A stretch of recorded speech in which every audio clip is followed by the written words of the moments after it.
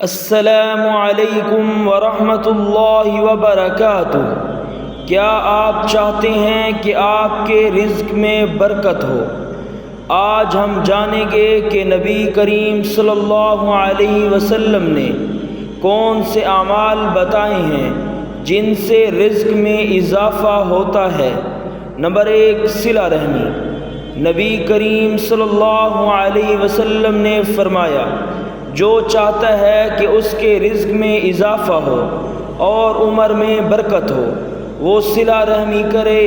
بخاری و مسلم۔ نمبر 2، استغفار۔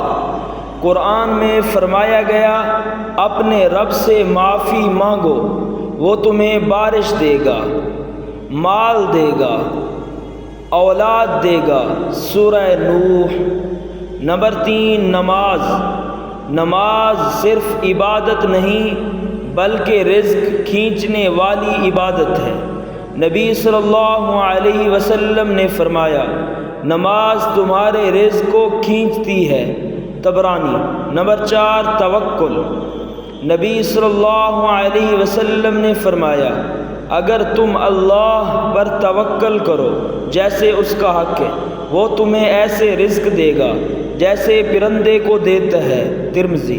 نمبر 5، صبح کی برکت۔ نبی صلی اللہ علیہ وسلم نے دعا مانگی، اے اللہ میری امت کے لیے صبح میں برکت دے۔